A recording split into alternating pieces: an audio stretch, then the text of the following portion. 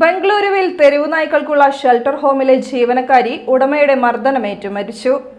തളിക്കുളം പത്താംകല്ല് സ്വദേശിനി 47 വയസ്സുള്ള സുനിതയാണ് മരിച്ചത്. ഷെൽട്ടർ ഹോം ഉടമ കൊല്ലം സ്വദേശി ദീപകൃഷ്ണൻ ഒളിവിൽ. ബംഗളൂരുവിൽ ദീപകൃഷ്ണൻ നടത്തിപ്പുകാരനായ ഷെൽട്ടർ ഹോമിലെ ജീവനക്കാരിയാണ് മർദ്ദനമേറ്റ് മരിച്ച സുനിത. തളിക്കുളം പത്താംകല്ലിൽ തന്റെ വീടിനോട് ചേർന്ന് 100ഓളം തെരുവുനായ്ക്കൾക്കായി ഷെൽട്ടർ ഹോം നടത്തിയിരുന്നതാണ് സുനിതയും ഭർത്താവ് സിൻഡോയും. ഇക്കഴിഞ്ഞ ഏപ്രിൽ 17-നാണ് പത്രപരസ്യം കണ്ട സുനിത ബംഗളൂരു സുളിബേലയിലെ ഷെൽട്ടർ ഹോമിൽ ജോലിക്കെത്തിയത്.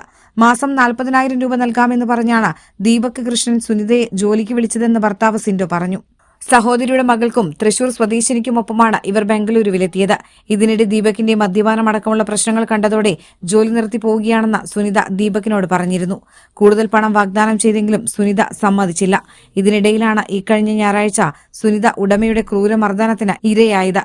സംഭവത്തിനു പിന്നാലെ കർണാടക പോലീസാണ് തലയ്ക്ക് ഗുരുതരമായി പരിക്കേറ്റ സുനിതയെ ആശുപത്രിയിലേക്ക് മാറ്റിയത്. സുനിതയെ മർദ്ദിച്ചതായ ദീപകിന്റെ വീഡിയോ ദൃശ്യം ഇതിനിടെ പുറത്തു വന്നിരുന്നു.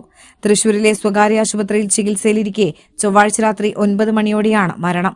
ലൈംഗികാതിക്രമത്തിന് ഇവർ ഇരയായെന്നും എഫ്ഐആറിൽ പറയുന്നുണ്ട്. അതേസമയം ഒളിവിൽ പോയ ദീപകൃഷ്ണനെ പിടികൂടാൻ പോലീസ് തിരച്ചിൽ ശക്തമാക്കി.